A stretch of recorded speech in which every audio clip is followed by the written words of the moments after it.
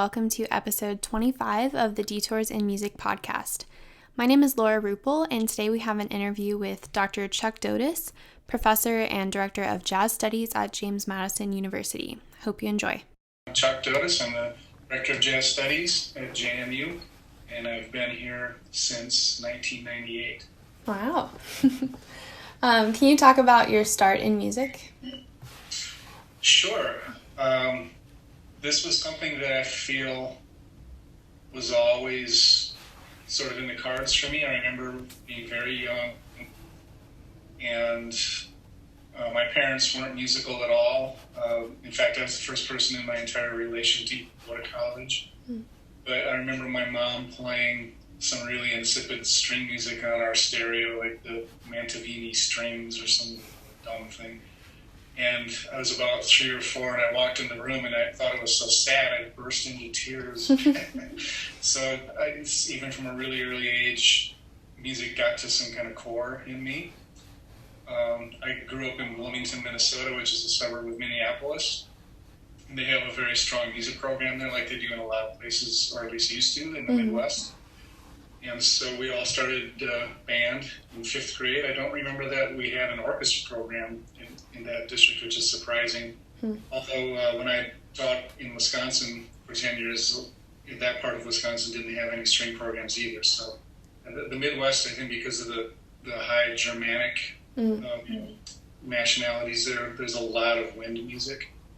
So we all started band, and I don't remember why I picked trumpet, but then we had our first band rehearsal of all the beginners, which is probably 6 or 7 of us. And I saw a kid playing a saxophone, and I didn't even know what that was. I thought, that looks like such a cool instrument. I wish I would have chosen that one.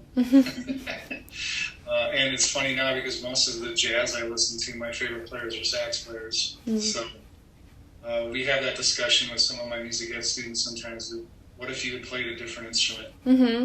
How different your life would be now. Yeah. How random it is that you choose what you choose so often. It's kind of a scary feeling. Exactly.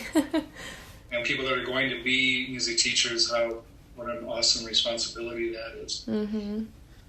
So anyway, then I was in a class called High Achievers in 6th grade, which we did tests all through the district. And Bloomington is a huge city. It's the 3rd largest city in Minnesota. And from all over the district, if we scored high enough on these tests, we spent an entire year in this a different school, things like that. And it was the greatest year of my life as a student. I loved it. But they didn't really have much going on for band. And so I remember auditioning for the all-city band because that's what everybody did. I mean, I didn't even come close to getting in. And I didn't really think about it. I thought, well, I guess I just must not be a player. And then I started junior high the next year, which is grades 7, 8, and 9, as opposed to middle school, which is 6, 7, and 8. And I started to play in the band there, and I wasn't very good, but I liked it. And we played for this thing in the summer by the Schmidt Music Company. It was sort of like the VMEA convention, but it was in the summer. And so our band director got offered to play there for the middle school, so he had auditions, and it was 7th, 8th, and 9th graders all could audition for it. And I thought, oh, this sounds cool, I want to do this. So I learned a little excerpts, and I still remember this, and this is how important teachers are, like your habits and your mannerisms. As I'm going and honking terribly through this audition piece, and the director sitting there eating his lunch at the table and looking at different papers way before the days of emailing. And he's working basically as I'm auditioning. He's not really paying very much attention to what I'm doing here. But I just remember that. And then I played, and then I left. And then he posted a handwritten list of who made the band. And under trumpets, there were all the names of all the people I recognized, the older players. And then there were 3 lines at the bottom. And my name was written in one of the lines. So I was added at the very last minute, on the very last trumpet. Yeah. And I didn't care, but that band rehearsed all summer. And for some reason, I remember thinking, being at my house one day before it started in the summer, and I thought, I kind of feel like playing my trumpet. So strange. Why do I want to do that? I don't have to do that. I'm not in school now. It's summer. It's homework, and I don't have to do homework. But I kind of wanted to play, and I remember being really surprised that I actually didn't have to practice. I just wanted to. Mm-hmm. And so we started this band rehearsals, and I loved it. It changed things for me. I was so into it, playing the bottom third trumpet part of the band, and rehearsing one day, and we're playing some piece, and I'm honking away on my little part, and it was a little bit of counterpoint, and all of a sudden the band, he's like right in front of me, like 10 feet in front of me on the podium. He's like, "Good, Chuck!" And I was so proud. And we played it again the next rehearsal, and I played it, and I looked right at him, and he didn't even say anything. Yeah. I think sometimes when we're given that opportunity, like to be last chair or whatever, it almost like can show us how much we care about something, and then we really are having fun there.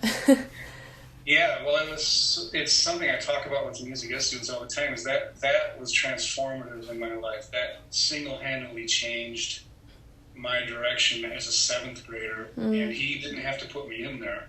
So that's one thing we always say is you never, if you're on the fence about a student, you always include them, because it might be life-changing for them, even if they're not a good player. With me, then my family moved to rural Wisconsin right after that, so there was all these sequences of events. So I moved to this tiny little town, and I'm from a big city, and I'm moving to a farm town, and I didn't know anything about that world. And you know how hard it is to do anything when you're 14. And so, you're lonely, and I didn't have anything to do. I didn't really have any friends yet, so I just would play my horn all the time. And it was a small little program, and all of a sudden I was the first trumpet. I was like the highest trumpet in the whole band. And I think they gave me confidence way more. And it makes you realize how we are subject to the vicissitudes of our lives. Like if we'd stayed in this big city in Minnesota, maybe I wouldn't have kept playing. I don't know. But all of a sudden I was like the person in this little band, and I really loved that. Yeah. I loved, being the section leader, and I started writing a lot of music at that time too, because I would hear songs in the radio and I think, that sounds cool. And then I would try to play it on my trumpet, and I'd get this little cassette recorder, and I would record myself playing one part, and then I would play that back and play a duet part and like make up a second part to it. That's how I spent my time, because I was in this town where I didn't know anybody. So the confluence of moving and being in this band when he clearly wasn't going to put me in there at first, and it was an afterthought, those two things really dictated my entire life. So that's how important those little things are, and teachers were really primary. Yeah. When for you were you sure that you would continue secondary education with music? Do you mean like going to college? Yeah. Secondary? I always knew. I think like I said, I was writing music when I was in middle school, and that when I moved to Wisconsin, that wasn't middle school. And I remember being in the jazz band, and we didn't have a bass player or anything, and I saw this, on my part, had these 4 dashes all in each measure across the page. I thought, what is that? And he said, well, you have to make up a solo. And I never was really good at that, because I was writing music all the time, which is always very, it feels very different than improvising, which is very spontaneous, and you just go out there and see what happens. And I was very much in control and arranging things, spending all night trying to make it sound better and tweaking it. So it very much a control freak kind of a sort of thing. But even in middle school, I was doing that. And so there was no question that I was going to go into music. There's absolutely no question. And my parents, even though they didn't go to college, they were all, this is in the 70s, and especially in that part of the country, very liberal. So the idea that everybody goes to college, it's just what you do. So it was never a question. Awesome. What was your major with college, or your concentration? Well, it clearly was going to be music. Yeah. I started off as a performance major, and then because it was very clear to me that I wasn't going to be a performer, and I never actually really wanted the life of a performer, that I also then double majored in music education, and I didn't want to teach. I had no interest in teaching, but I just knew that I would have to do something when I got out. So I double majored. I also wrote we didn't have a composition degree, but I wrote half my senior recital. I used to arrange music for the jazz. And we did a whole concert of my music for the jazz ensembles, for example. So I spent a lot of time doing that. Yeah. And so it was not the usual path even at that school because there wasn't such a thing as a composition. But I went to undergrad and did a double major in performance and ed. Sounds good. I did the 5-year plan. Back then, I wanted to because school was incredibly cheap back then, and there were a lot of classes I wanted to take that I just couldn't get through in 4 years. So with my parents' consent, I added a 5th year, and then half of that was student teaching. Like JMU, the semester of student teaching. Cool. When you were in your undergrad degree, was there something in particular you look back thinking that you really struggled with? Well, I was looking at your questions, and my struggles, I think, came later. I don't think I was That's okay. cognitive enough and sensitive enough to the struggles I was actually having. I didn't realize that because my 5 years of undergrad were the most awesome years of my life. I loved every single minute. Loved everything about college. I loved going to classes. I graduated summa cum laude. I was really into all the classes I was taking. Trying to get better at the trumpet, I think, was a struggle. And I think some of the frustrations I had was I was trying to do a lot of things. Like I said, writing music all the time, even though it didn't count for anything, or to a degree. Taking all the music ed classes, being in all the ensembles, taking trumpet lessons. I remember one of my trumpet teachers, it was like started to be kind of a weird vibe. I couldn't figure out why, and it turns out he was frustrated with me because he thought that I wasn't practicing hard. And I said, well, look, what should I give up? I'm doing so many things right now. Yeah. And he said, but you're so close, and if you just work a little hard, you would really make this, you'd really become a player. And I remember not knowing how to handle that because I didn't know what to give up. I didn't want to stop writing. I was more interested in writing than playing, honestly. Do you think if your school had a composition major, you would have done that? Yeah, okay. No doubt. Cool. It was exacerbated, too, by the fact that I didn't play piano. And this is jumping ahead a little bit, but when I did my master's at Eastman, I studied with the guy who did the orchestration book that I use all the time, Sam Adler. And I asked him, what should I do? I've got to start my doctorate. I don't know if I should get my doctorate in trumpet performance or in composition or in education. I kind of had ruled out education because of the types of classes you had to take. At that time, I wasn't interested in those. And he said, you shouldn't try to teach composition because you don't play piano. And you won't be able to play students' assignments.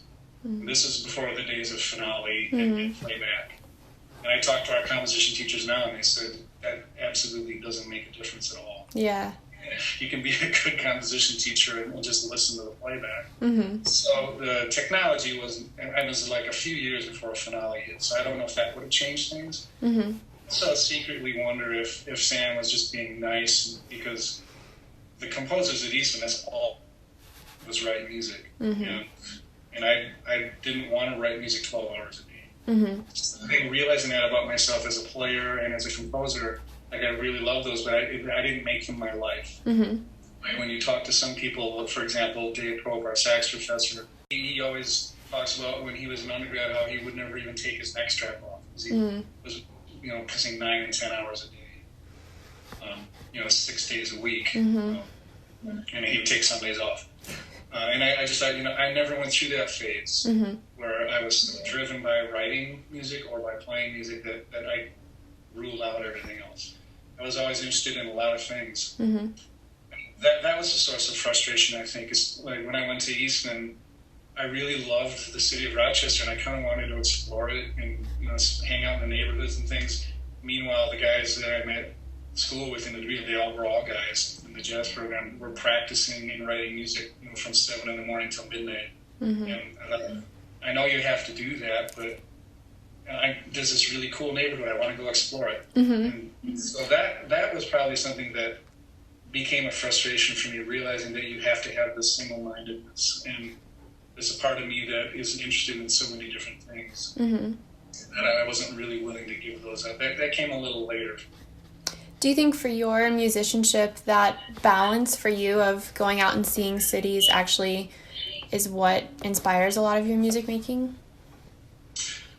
I think what inspires me is more of base curiosity, and just have this sense of wanting to know about things. Mm-hmm. I think as a musician, you do have to have that. Like, I talk about this with my students a lot, that it took me until I was almost 30 before I could focus for an entire CD for 72 minutes of music and just really stay with it. Mm-hmm. And that you have to build that ability to focus very incrementally. And so it came a little later for me, where I was able to have that single-minded focus. Okay. Have there been any points in your life when you've considered another career path or maybe another focus within music? No, I've never been in a situation like that. I think the closest I ever came was in undergrad. In high school, I played a lot of sports, and my family, my dad was my coach in baseball. I was little, very typical family of 4 boys, no girls, so very athletic oriented. That's what my dad knew. That's how we bonded. I was throwing the baseball around when I was little, that kind of thing. I was really big into hockey, because it's Minnesota, and that's what everybody does up there. When I moved to Wisconsin, we started the hockey team there too, and I was captain, and we won the state championship. So I was super into it. Mm-hmm. And in undergrad, I started studying Taekwondo, and I got really into that. And I used to teach it, actually. So I got up to 2nd degree black belt and was teaching through the studio and all that. And there were a lot of periods in those few years, it was like 6 years when I was doing that, where I was probably more into that than I was into my job, which was teaching, being a band director. Mm-hmm. So that is never that I thought I shouldn't do what I do for a living, because I always have the moment I started teaching, I loved it. Mm-hmm.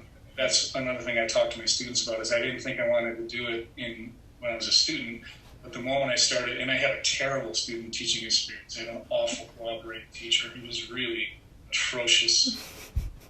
I learned a lot about how not to teach by seeing what he did. Yeah. And he lasted 1 year in the job where I was his student teacher.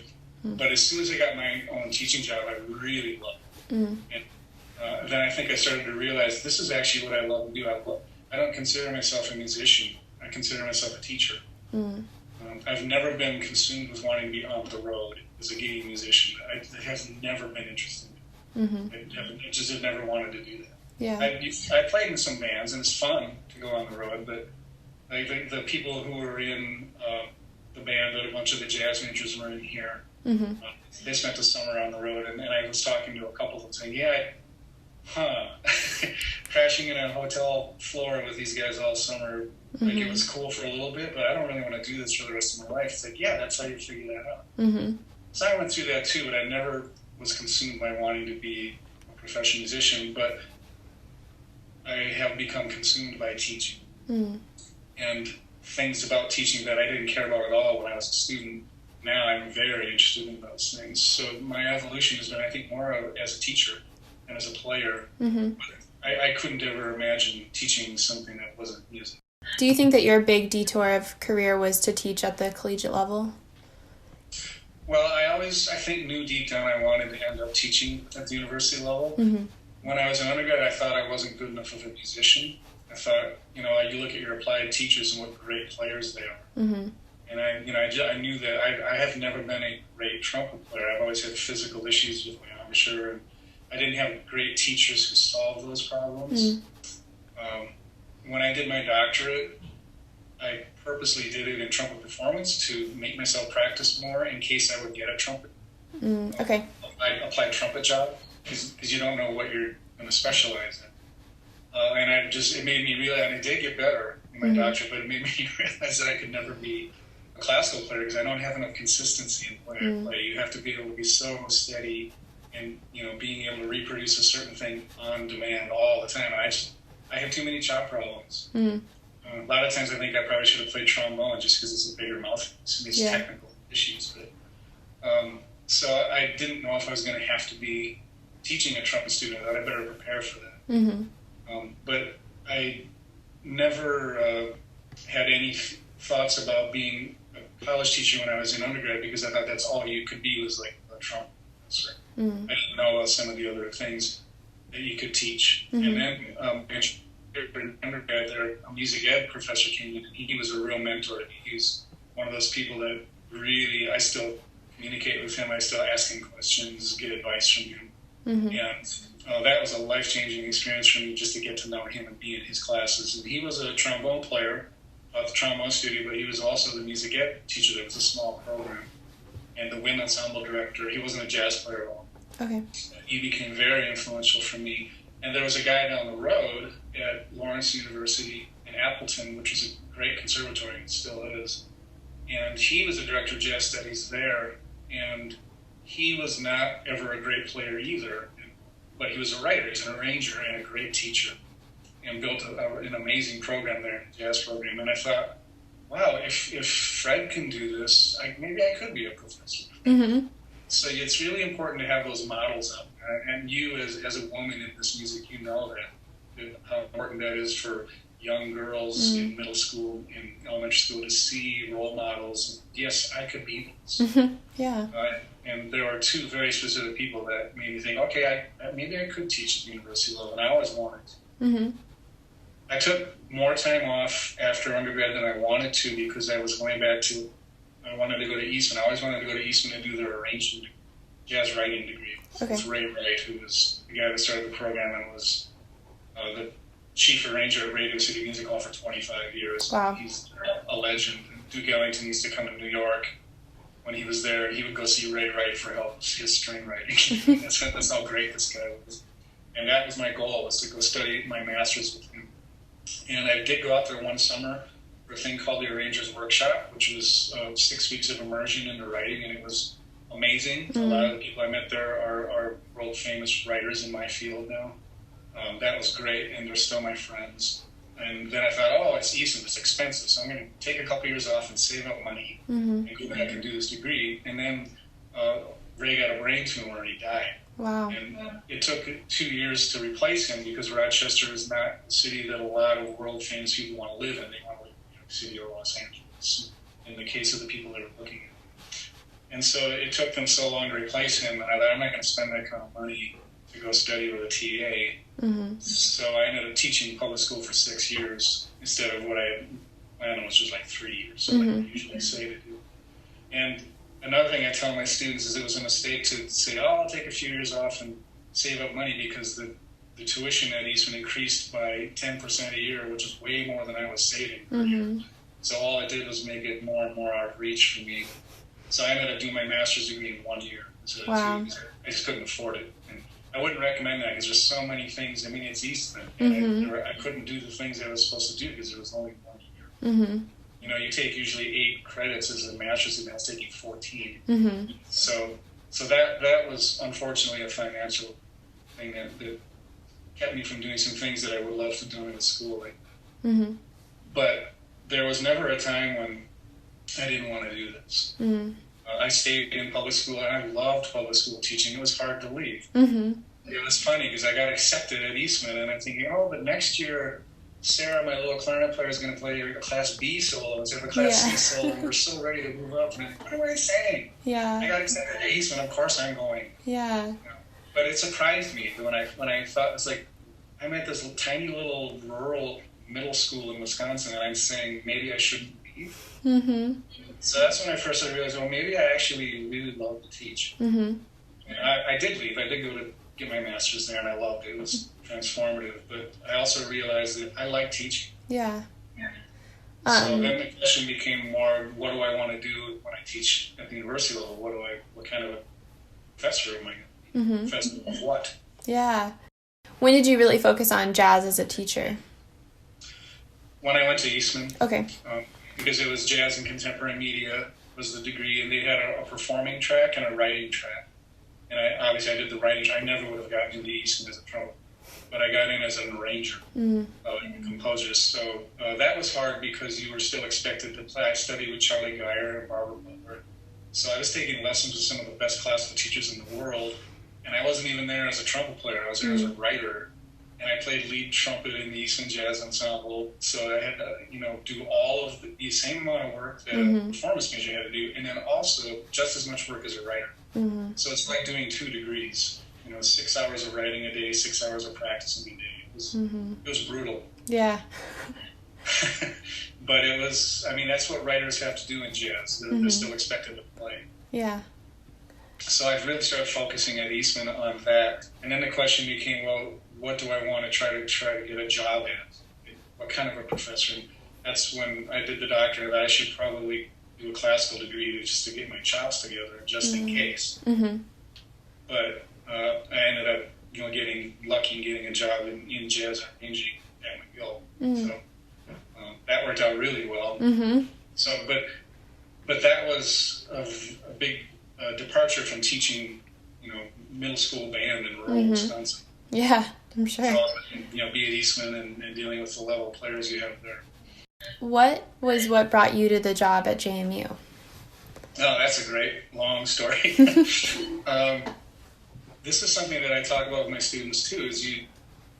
As you go through your life, you have to be receptive to what the universe is showing. You can't say, well, through the sheer force of my will, I'm going to create this career track. It might not happen for you that way. You have to be, if you are so zoned in on what you know you're going to do, you miss all sorts of opportunities that are existing in each moment. So we talk a lot about just being where you are, being very present, whether it's a rehearsal or a stage of life you're in, and notice what the universe is sending you. And so, as I said, I did my teaching, and I loved teaching, and I went back to Eastman, and I'm hanging out with all these jazz arrangers and players. One of the people in the degree was Gary Verstace, who teaches at Eastman, but he's one of the world's great jazz piano and B3 organ players. Those were the kind of people I was with who never taught a day in their life, and hanging out at parties with them. And not only do they know these albums I've never heard, they can sing all the solos in the whole album.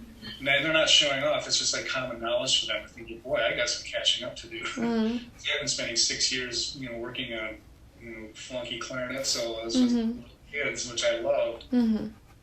That's been a hard thing to reconcile, those two things. So I did the degree at Eastman, and then I went into Northern Colorado and did a degree in trumpet performance so that I could work on that. But really, I was doing a lot of writing. I taught the arranging classes there, for example, as a TA. And then the job came open at McGill, and I was talking to my trumpet professor, who was not a jazz player at all.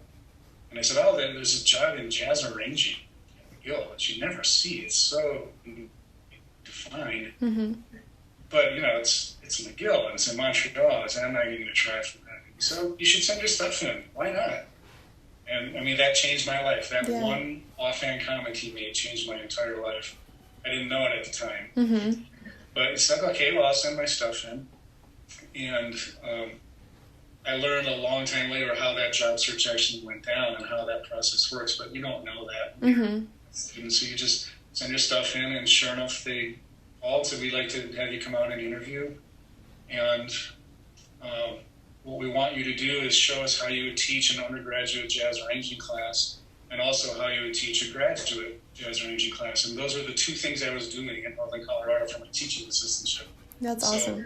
That worked out so incredibly perfectly. That it was just like the universe saying, yeah, this is all lining up. And so I just did what I did. And I said right in the interview, I'm not a great jazz player. This isn't my background. I do this. And I felt so bad about that afterwards, because it was clearly I liked what I said in the job interview, that I actually called the guy up and said, maybe I shouldn't have said that. Like, I could do like a beginning improv class. He said, if you don't get the job, it won't be because of anything you said. Yeah. Because they were still having the interview people. And so I got this dream job, this jazz arranging job at a great school in one of the coolest cities I've ever lived in. Well, the coolest. And I thought, wow, this all works. I did everything I was supposed to do, and it worked. And then almost immediately when I was at McGill, it became obvious, like, there's a big part of me that this isn't really who I am.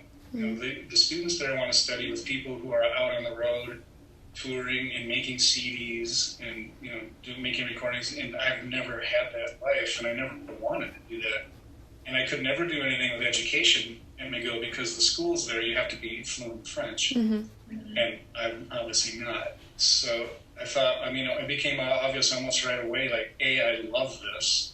And B, I love this city, and I love what it stands for culturally and socially, and a lot of things. And also, this isn't really a great fit. That was probably the hardest thing I've ever had to deal with in my life, is realizing I need to be somewhere where I can work with music ed majors too. And the way that, and you know this because your dad's a professor, but the career tracks tend to be pretty narrowly defined. Like you are applied trumpet, or you are music ed, or you are music industry. And I never did one of those things exclusively at the level you'd have to be to get a job like that. So how lucky am I that through a whole bunch of reasons that I had nothing to do with me, a job opened up at JMU that was half music ed and half jazz. And I saw that and I thought, oh, damn it. Yeah, it's like, guess I have to move. I'm going to apply for this job, and I'm going to get it, and I'm going to have to leave. And I love, and of course, it's exactly what happened. There were a lot of reasons I took it, partly not musical, like Quebec had just almost seceded from Canada. And my wife at the time was getting her master's degree at McGill in counseling psychology, which is a great program.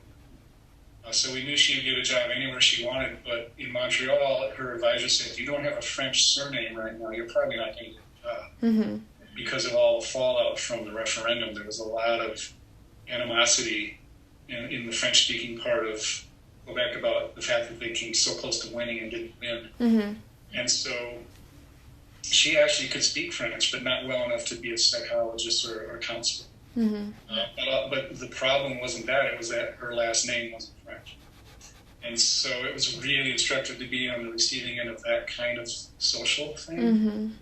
And she had followed me everywhere, you know, doing jobs while I was doing my degree. So it's like, well, it's only fair. You're going to graduate. We should start to maybe look somewhere where you could also get it. And at that time, Montreal was not probable for me. And as soon as we got down to Harrisonburg, she got a job on like Monday. She's got McGill, you know, on her resume.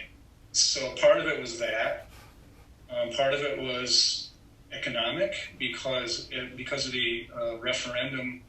The exchange rate for Canada and U.S. was 50%. And I was paying Easton student loans, which was at that time the most expensive music school in the country. And I'm paying off U.S. student loans with Canadian dollars that are worth half as much. And so it was like $900 a month Canadian for my loan payment. You know, we were going broke. I don't make that much money. And so just logistically, I should be back probably where I'm making U.S. currency so I can pay off this U.S. student debt.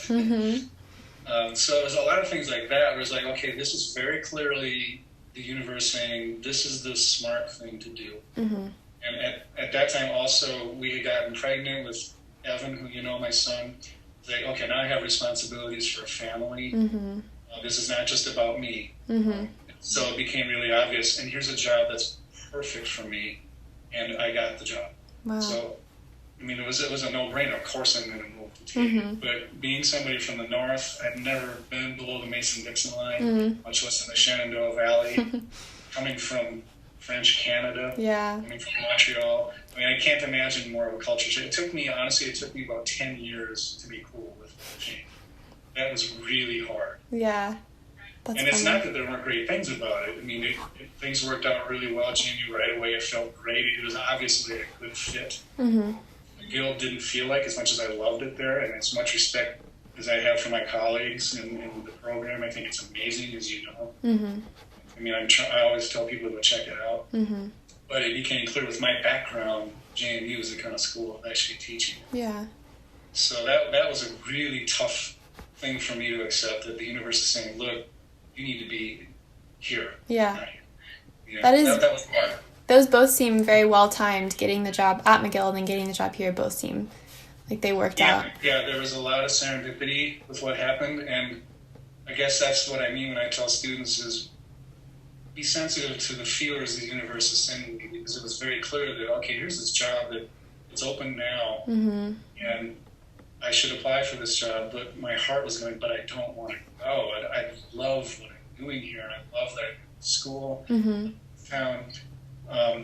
But it was clearly the right move, and it's really affected how I teach and even what I teach. Also, I'm not just teaching jazz arranging anymore, and what I care about.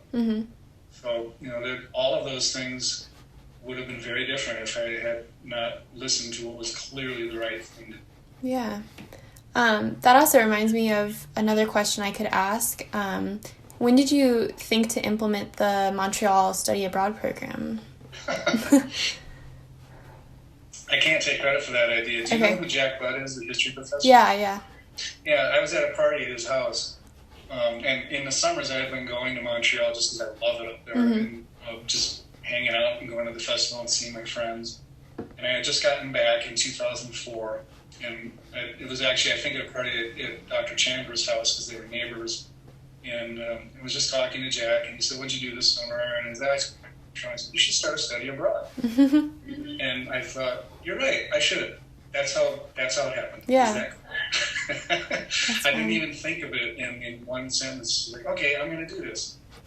And so fortunately, it was right in July. So I had a long time. I had like 6 months to plan it, because you had to go through a process to get approved and all that. It's not as rigorous as it is to do it now. You still had to get approval from Lee Sternberger, who was the head of the whole study.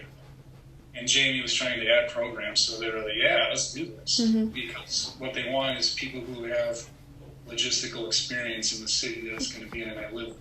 And one of the person who's in charge of organizing the building space in McGill is a friend of mine, so that's why we use the dorm. Yeah.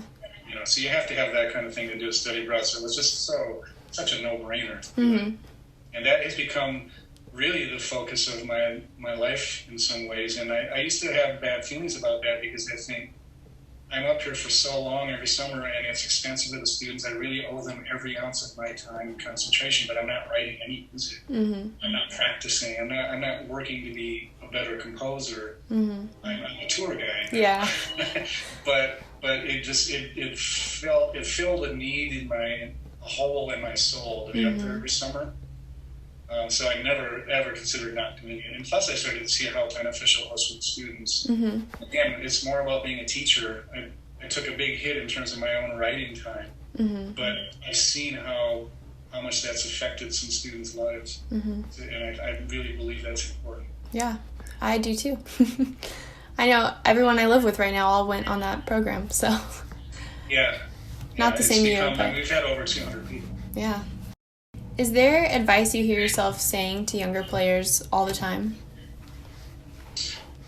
Well, I don't consider them to be players.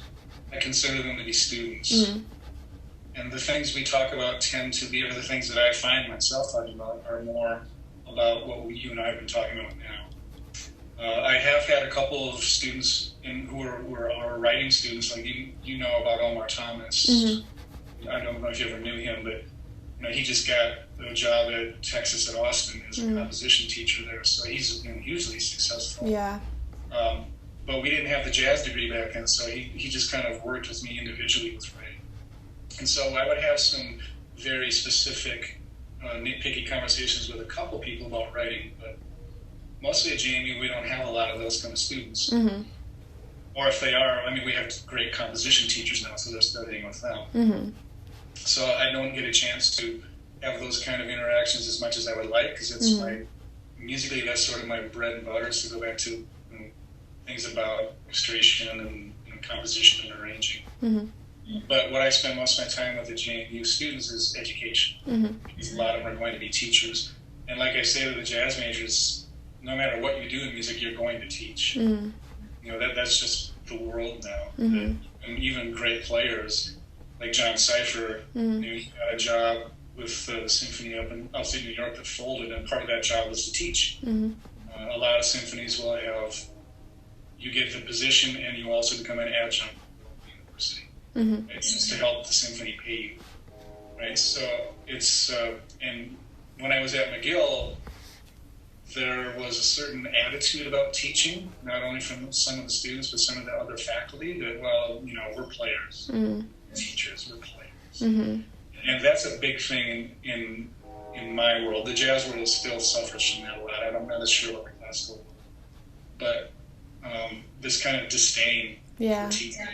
And now I go back, and that was 25 years ago when I was at McGill, and a lot of them are trying to teach because they're trying to make a living. So okay, well, some of you aren't very good. I'm not going to give my students to you because the JMU students want good teachers.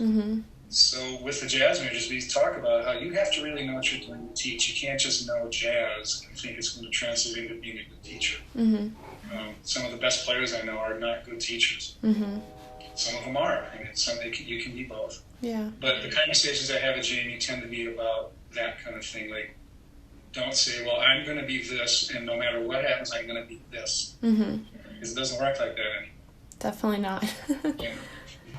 I had a great time talking with Dr. Dotas, and I went on his Montreal study abroad program the summer of 2017, and that was a life-changing experience for me. And if you're a JMU student, you don't even have to be a music student, but if you're a student at JMU, you should go on that trip. And if you're a music student, you probably already know that you should go on that trip. I hope you enjoyed that conversation. And if you want to listen to more episodes of the podcast, you can look at the Detours in Music podcast YouTube channel or my website, laurarupelobo.weebly.com. We also have episodes that come out on Spotify and Apple Music podcast apps on the 1st of every month. Thank you for listening, and I hope you catch the next one.